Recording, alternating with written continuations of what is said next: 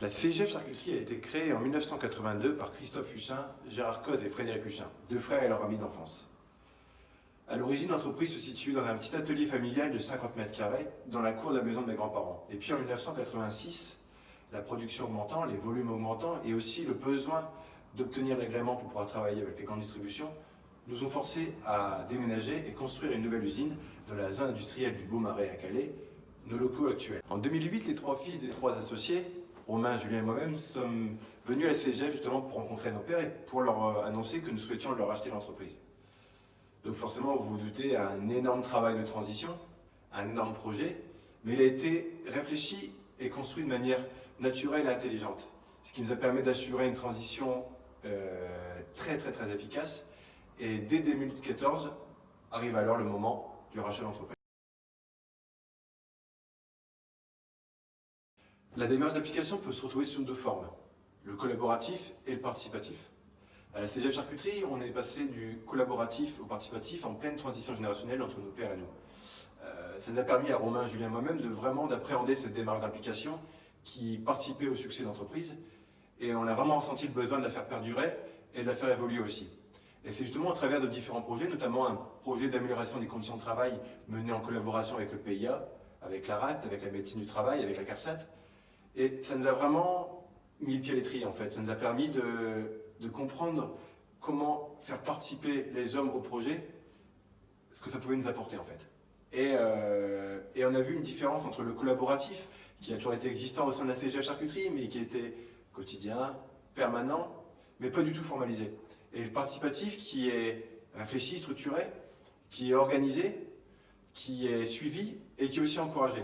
Comme je le disais précédemment, la démarche d'application participative est basée sur un formalisme très structuré et poussé.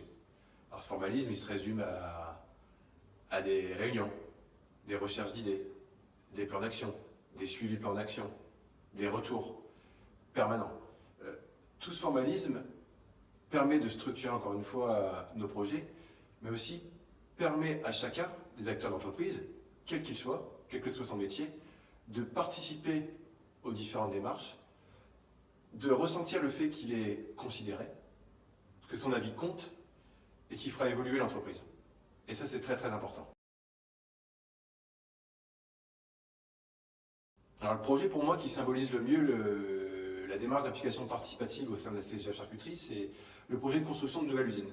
En effet, il y a 2 ans, on s'est rendu compte qu'on commençait à être à l'étroit et que les volumes continuaient à augmenter et qu'il fallait faire quelque chose parce qu'on ne pouvait pas continuer dans cette direction. 2 solutions, on a agrandi la surface du site actuel, ce qui n'était pas possible, ou on a décidé de construire une nouvelle usine, c'est le choix qu'on a fait. Alors on aurait pu faire le choix de construire notre usine, notre petite usine à nous trois, à Romain, Julien et moi-même, et sans consulter personne. On crée notre petit bébé, mais c'était insensé, improductif et pas du tout performant. Et qui de mieux que les gars d'atelier, qui de mieux que les gens des bureaux pour connaître notre travail, notre entreprise, les procédures, les process, les façons de travailler, les avantages, les inconvénients des locaux, et qui de mieux que eux pour justement réfléchir à la nouvelle usine. Alors, cette démarche participative pour la construction de l'usine, elle est organisée de la manière suivante. On a regroupé les professions par groupe de travail, avec 2 référents, un référent bureau et un référent usine. Chacun de ces référents a pour mission justement de récolter l'ensemble des informations issues des réunions, des brainstorming de ces différents groupes. Alors ces informations, c'est des souhaits, des envies, des idées d'amélioration, ou éventuellement ce qu'ils ne veulent plus par rapport à l'usine actuelle. Grâce à toutes ces remontées d'informations, on a pu établir des cahiers des charges par profession, par locaux, et les remonter à notre cabinet d'ingénierie qui est en charge de la construction de notre usine. À partir de ces réflexions, ces cahiers des charges, on a reçu des premiers plans.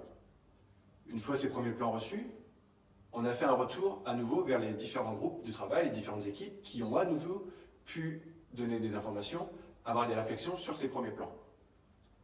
On a renvoyé à nouveau toutes ces infos vers le cabinet d'ingénierie qui, de ce fait, nous a envoyé des nouveaux plans. Et ça fait à peu près 2 ans aujourd'hui qu'on travaille de cette manière-là pour obtenir l'usine de tous, dans laquelle l'ensemble des équipes auront été impliquées. Et ce ne sera pas l'usine de 3 personnes qui auront décidé de faire leur bébé, mais bien l'usine réfléchie par tous et l'usine de tous.